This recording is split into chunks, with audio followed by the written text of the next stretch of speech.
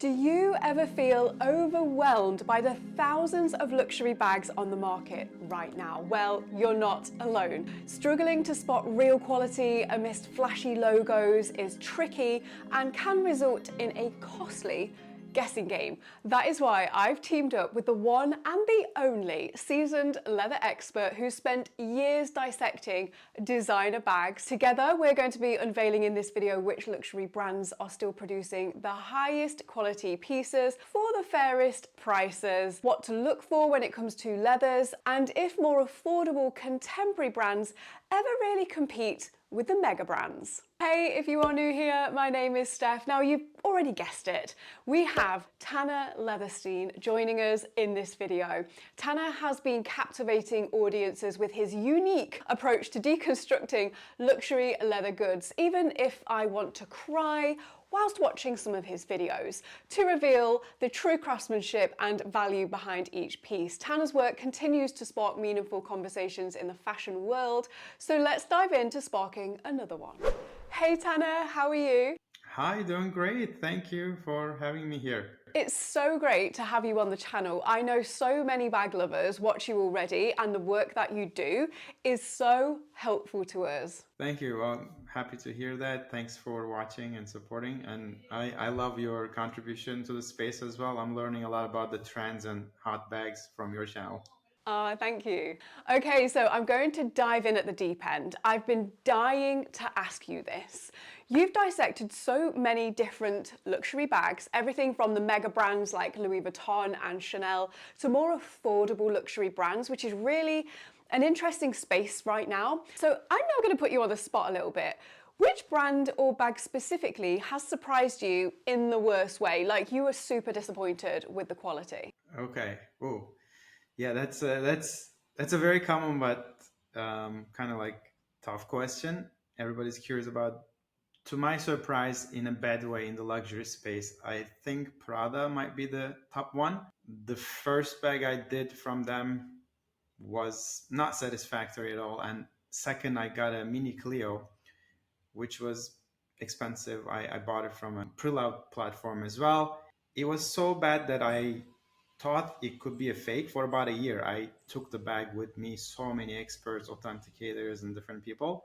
Finally, I got a confirmation. I found some connections within Prada, and they confirmed it was an authentic Prada, and it was nothing special. It was like on the bad end that I was thinking very strongly for about a year that could be a fake. Unfortunately, it was a real one, and it's absolutely not worth the price. It's just about the logo, and that was disappointing to say the least. Interesting. Do you find that this is across the board with Prada, or was it just this specific bag? I just did two products from Prada, and that's kind of consistent, although the first bag was much better than the second one. Even the first bag didn't have anything special. You know, the leather was very highly finished. Design was just old and dated looking. Craftsmanship, it's good, nothing, exceptional. But of course, it's a premium price tag. So whenever I'm paying those numbers, I expect something particular and specific that, that top dollar commands, in my opinion. Of course, I think we all do. So following on from that, which brand has surprised you in a good way, like where your quality expectations were exceeded? Well, in the luxury space, exceeded would be an overstatement. I don't think anything exceeded my expectations from the luxury space so far. Actually, Hermes, even though I couldn't do much Hermes products so far, I know they have some products that's truly special because it's made by a person sitting down, like a craftsman with saddle stitching, the old way of making luxury products. I haven't got my hands of any of those products yet or dissected, but I know those are the pieces that would satisfy what I'm looking for from a crafting standpoint. I love the leathers they use, at least some of them, like Tocos and Clemens and things like that. But on the other hand, what at least makes me happy to see in the luxury space was Loewe. Like their leathers was exceptional choice. Love it. Their design is unique, always looking different and specific to them. And craftsmanship is really, really good. So when I pay a good amount of money, I'm like, okay, this is at least, way above average. Everything is to what I expected. And probably Bottega, I could say the same. On the other hand, in the luxury space, their leather choice is great. Design's always unique. It's well crafted. It doesn't make me regret the money I spent. That's always a good thing. So based on that, I asked my audience on Instagram which brands they feel are still worth buying in terms of quality and the price point, and there were 3 clear winners.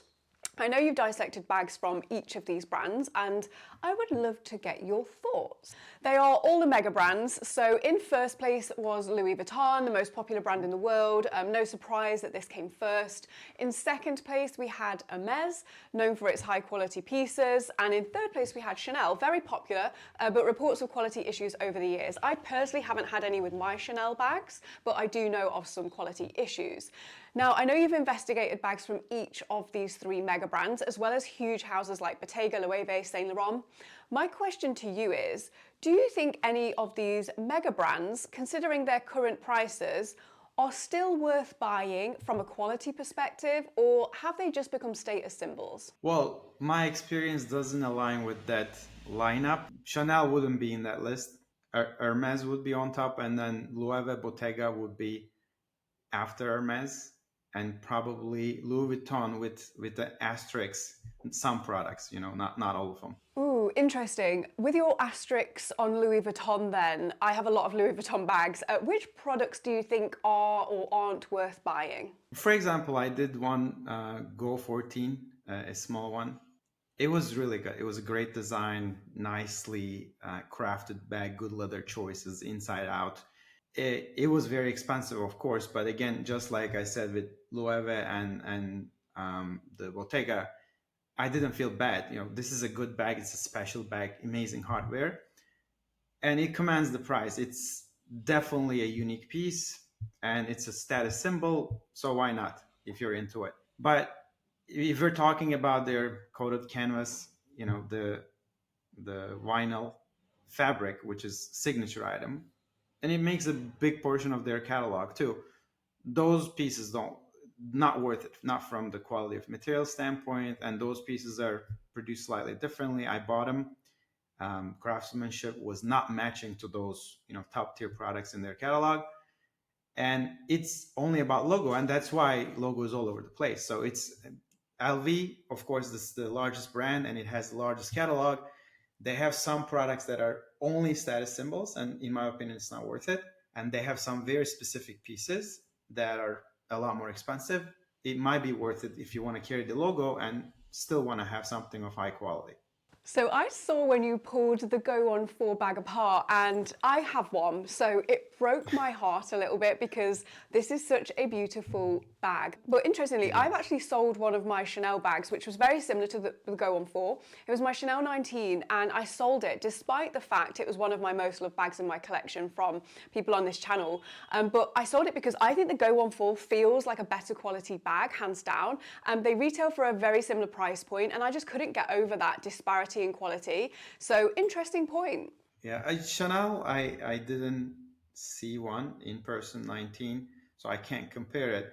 But seeing Chanel's price increases, seeing the flap bags and things of their classic lineup, it is a status symbol. Nothing about that bag screams specialty or that level of quality. To me, it's a good bag. It's nicely done leather, nicely done work in most cases. And again, I haven't experienced that quality issue, so I'm not gonna comment about it. But for those price tags, those bags are nothing that special, not even close. Interesting. Okay, let's move on then to the elephant in the room. It must be incredibly expensive to dissect all of these luxury bags. I mean, I can't imagine doing it myself, but realistically, as a normal consumer who can't just walk into a store and start dissecting bags, I don't think that would go down well, and have your knowledge of leathers and craftsmanship, as a luxury consumer, what do you think we should look out for to identify high quality luxury bags? Absolutely. That's also one of the most common questions. And you definitely don't need to dissect the bag to understand the quality. You can get 90% of what you need to know just by looking and feeling it. Leather, first of all, um, I'm very passionate about leather, and that's the first thing I look for. And there's this, I think, misconception in most of us. They assume I don't know enough about leather, I cannot understand. First, you forget that you don't need to know anything about leather. Leather is a feeling thing. It's an experience with your fingers, with your eyes, with your nose. So you look for that natural connection, that pleasant overall feeling coming from your touch, coming from your look, that sees some natural and chaotic patterns in different parts of the leather and bag, because leather is not standard if it's not standardized, overly finished, which is a very common practice in fashion, by the way. But the top level fashion leathers are the perfect balance between a good makeup, good finish, while preserving that natural beauty. And it requires really high quality raw hides to accomplish that. So those are the ones I'm looking for and loving when I see it in the high fashion. It's rare, but you can recognize these when you see it on the bag. Like Loewe uses a lot of these. I think Chanel's lambskins are a good example, and Bottega's lambskins and calf skins, most of them are a good example. Hermes Barenia or Togo might be a little bit more finished, but still you will see that natural variance and chaotic patterns, which is a good sign on the leather. It's not one of those a perfect pattern slapped on a leather, which doesn't require any high quality raw hide to make, which is readily available and fairly affordable in the leather market. That's one. Two is the hardware. When you look at it, you may not feel or determine if it's stainless steel or whatever, but you can ask and communicate with your sales agent what type of material is it. And top of the line is here stainless steel. The plating is important. It doesn't have a very like thick plastic feeling lacquer on it. It's it's a better plating. It's nice, shiny, and very crisp engravings and logo hatched on it. Those are a must-haves in an expensive bag. Then you look for the craftsmanship, the workmanship. The stitches are in line, the folding areas. Nothing looks off and weird from a very exquisite piece that you will catch it. Like no matter how your experience level is, you will see something weird looking there. Cleaning mistakes shouldn't be there. So those are the things I would look, do my own inspection first. And then I ask the person, like, what type of leather is this? What type of hardware is this? What is special about it? And if they're trying to give you a little bit more specific information about leather and hardware and craftsmanship, it's a good sign because it means there's something to talk about. But if the answers are generic, oh, it's cowhide, it's genuine leather, it's metal hardware, whatever, then it means there's not much to talk about. It's more about logo, and that's what you're paying for. Interesting. I'm sure we'll all be looking out for those things now. And this leads me on nicely to the next question. So I've very much been on my own bag and leather journey. Last year, I made my own bag and I started to learn the difference between chrome and veg tan leather, for example. Can you share a little bit about the differences between the two tanning methods? And if you have a preference, which tanning method do you prefer? Difference between the most commonly known chrome tan and veg tan leathers is basically their qualities. Each tanning gives a different reacting leather. Chrome tanning is the most common tanning method today. Maybe 80-85% of leathers we use are done with chrome. It's the most efficient way of doing it in the tannery, preserving leather, giving us usually a soft, flexible, durable leather that's very suitable for a lot of implications like shoes, garments, bags, upholstery. These are mostly done with chrome tan leathers because they're more soft and supple and more adjustable in the tanning, depending on what we want to use them for. There are concerns about them in the tanning aspect if this is done in a uh, in a bad tannery in a unregulated country. There would be some environmental concerns about the water residue and all that stuff. And if it's not done properly, the chrome inside the leather may turn chrome 3 may turn to chrome 6, which is a irritant for skin, and it might have some health concerns. So Most of the tanneries these leathers are coming from are all regulated. They have all the proper things for environmental and this chrome 6 prevention. So nothing major to worry about, especially coming from big and good brands. But it's the most common type of leather, and if it's coming from a very cheap source, then it might be questionable. Vegetable tan, on the other hand, it's more artisan way of tanning leather. It takes a little bit longer. It's used by tannins coming from tree barks, and it gives more of a stiff and a lot more natural, rustic looking and feeling leathers that doesn't really go well in fashion world, and that's why most of the brands almost don't use them in the fashion brands. These are more for like your small shops, very passionate artisans, loving this and using it kind of leathers. It will not replace chrome tan leathers perfectly because of their temper and stiffness. So there are very good use cases for them, but it's usually outside of fashion. Okay, great. So your preference would be to have a piece that would be veg tanned as opposed to chrome tanned, but we often just don't see this in the fashion world. Yes, my preference personally, it's always on the wedge stand side, but it's not really a commercially suitable leather to make fashion bags out of. If you're going for a more rustic market and this very artisan looking stuff, yes, of course you can use them. It will look beautiful, but they're not the general choice. So I think in the luxury community in general, I know we've been guilty of liking the harder wearing leathers more. So Chanel's Caviar, Epi Leather from Louis Vuitton, Prada Saffiano, Hermes Epson even, and they're hard wearing because they're often coated heavily with like plastics, for example. Would that be fair to say? And do you like these types of leathers? Personally, I don't like them. And again, the same, very leather junkie feeling in me just makes me say that, because I think it's a good analogy to use makeup here. Like a lot of women know the makeup world much better.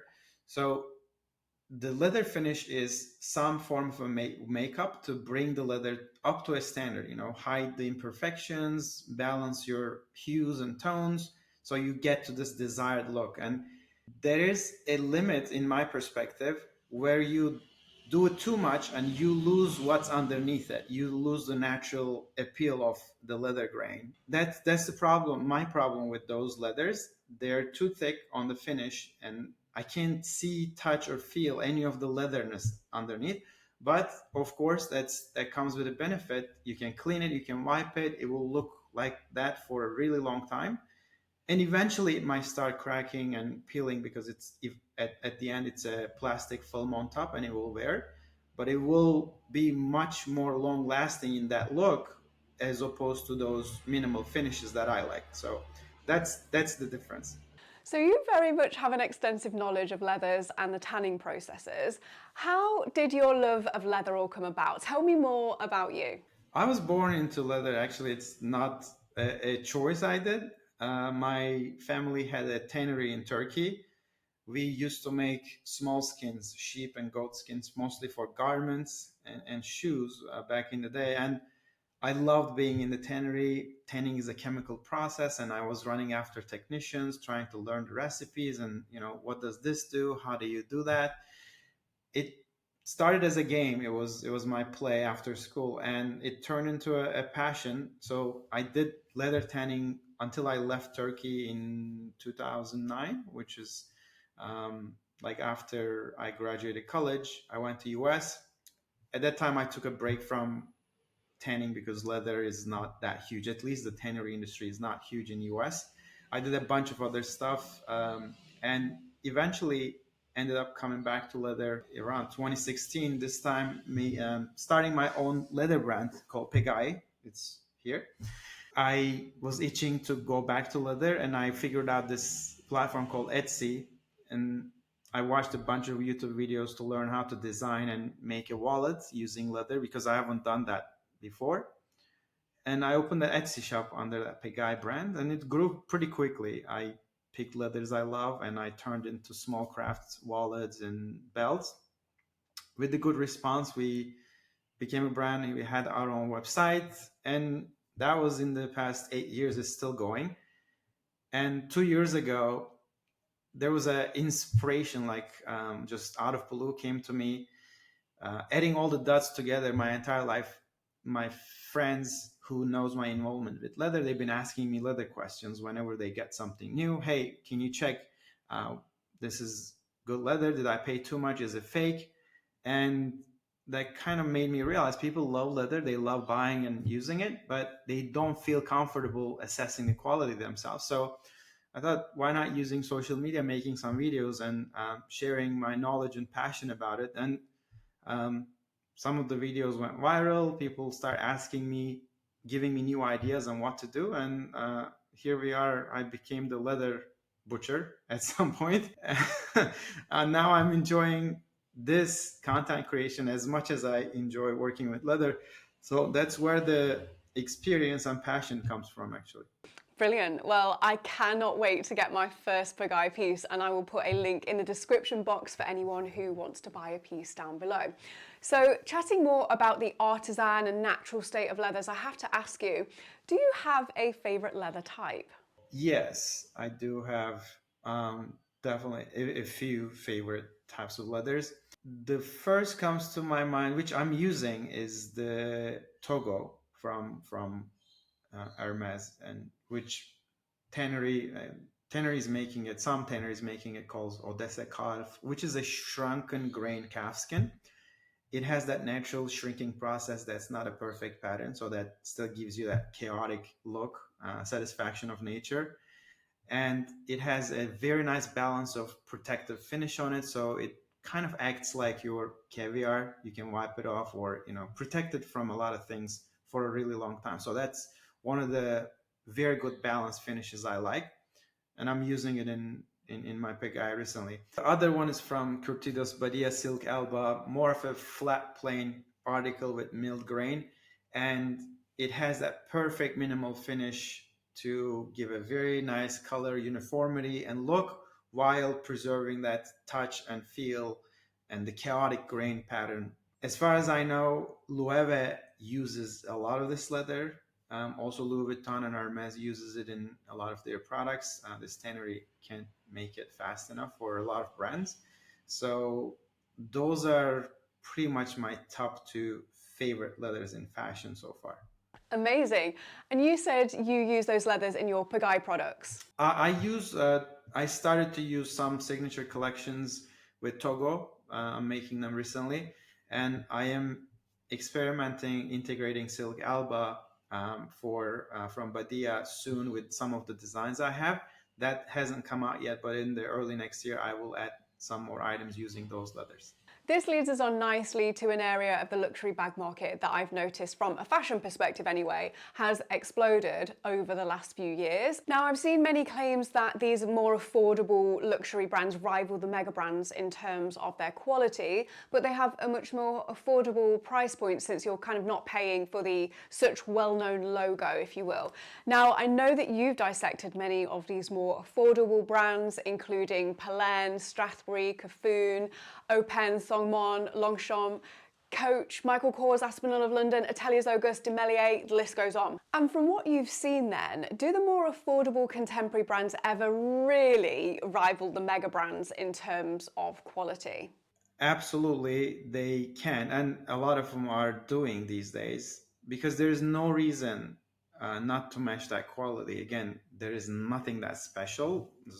Today's luxury brands, most of them are mass manufactured in factories that are shared with these contemporary brands. Actually, a lot of bags are being made in the same workshops, in the same by the same people. So using the same materials. So quality is absolutely there. I've seen it, witnessed it inside out in these bags, these dissections. Those are the ones, great examples. You have just named a few. And that's kind of the reason I moved to Spain. I want to move my brand into this fashion space slowly by being here and leveraging same leathers, same level of quality hardwares, with same artisanship and skilled craftsmen that we have in Europe here. But the difference comes from the business models, because the luxury brands today, they're selling you a lifestyle, a logo, and other ones are a lot more lean, mostly online new business models that don't have those expenses. It's really expensive to create that aura around your logo, that high-end brands does today, and that's what you're paying for. But if you want to compare the quality, there is a lot of brands that nothing is different, and I'm so happy to see it because I was never a luxury label customer. I love buying good stuff for a fair price, and I don't like to pay for the luxury premium of a brand. And today I see in the leather market, my options are growing every day. Those brands are growing rapidly. Okay, and out of those more affordable brands then, which ones have surprised you the most in terms of having the fairest price? Like I know you dissect the bags, you give them your leather estimate, the hardware and the labour estimate versus the retail price. So which ones have been the fairest or the best price for what you get quality-wise?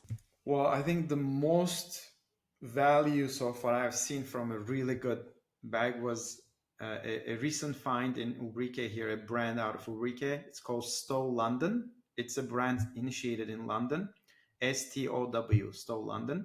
They were using these leathers from Curtidos Badia, the leathers I love, stainless steel hardware, the top of the line level, pretty good design, amazing craftsmanship. It was about 350, 400-ish euros.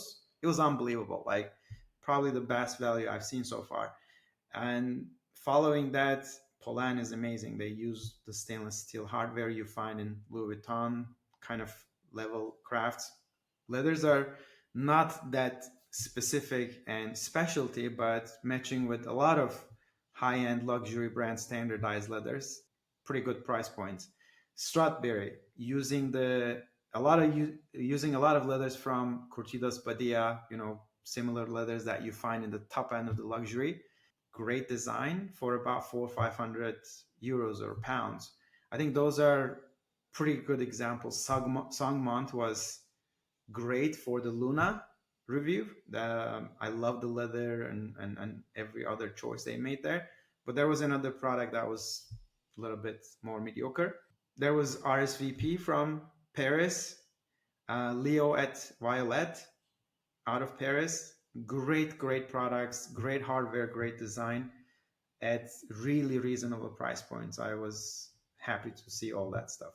Okay, so this is kind of a bag of the minute, and I've just managed to get my hands on one. I have to say that I'm personally impressed. Have you seen the Coach Empire bag in person yet? No, I'm great. Well, I think no wonder you are on top of this. I was informed by my team they're doing some research and keeping an eye on the market. Empire and the Brooklyn, we were trying to get those bags. Unfortunately, they're not available in Europe. They were available in US, but I'm in Spain now. I haven't seen them in person. I visited a few Coach stores here in Spain. It wasn't there. Hopefully, I will bring one from US to make a video on the Empire bag. I am very curious. The price looks unbelievable. The bag looks great. I know it's going to be a good review. I have that hunch, and I can't wait to get my hands on one of those bags. Also, Coach is one of the brands that keep impressing me with their quality for value and leather choice so far. I've never been a big Coach fan before, if I'm being really honest, but this has really impressed me. Maybe I can send it to you, but okay. I don't know. I don't think I could watch you cut it up. Yeah, that's the bad habit. If it gets to me, it may not come back. So that's always the risk. So to round this up, considering all the mega brands and the affordable luxury brands that you've dissected, which brands do you think are still worth buying right now when we consider the quality and the price that you pay? Again, I will go with Loewe and Bottega in the top end of my luxury, and Hermes if you can get one. The games is the other side of the coin on the Hermes side. I think if you're into logos, those three would be my go-to brands to check out because I consistently got good and special stuff being expensive. On the mid-level, Coach definitely didn't disappoint me. I didn't done so many products from them. Stay away from Coachtopia, their side initiative.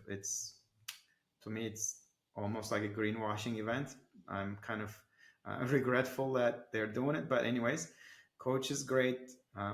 Poland, Stradberry, really, really good experience so far. But again, there is a lot of smaller, new upcoming brands like Stowe, like almost none of us heard of so far. doing really good work for amazing price points. And that's my goal. I'm going to launch one more line next year with this core concept, specialty leathers that I love finding in fashion world, using it with the top line hardware, applying with a unique design, which was the thing I lacked so far, and get it done here in Spain by the master artisan crafting a lot of luxuries. So I will add one more brand to that list by myself slowly. Those are the ones I can point out so far. Well, I think it's safe to say, on behalf of all of us luxury lovers, we are going to be waiting with bated breath for your new designs. Awesome. I'm glad to hear that. I'm gonna take my time to do it justice. So it's gonna be a slow process, but it's gonna be something special for the money for sure. Tanner, thank you so much. Absolutely, my pleasure. Thank you. There we have it. Tanner has shared with us some of his favourite luxury brands worth buying if we want high quality pieces at fair prices. Now, if you're interested in knowing more about popular leathers, their characteristics, and how you can best care for them, I have created a free downloadable cheat sheet. I will pop a link in the description box down below for you so that you can download it. But make sure you don't go anywhere, because coming up next, how this $700 it bag is rivaling $10,000 classics and changing the luxury market forever. Enjoy.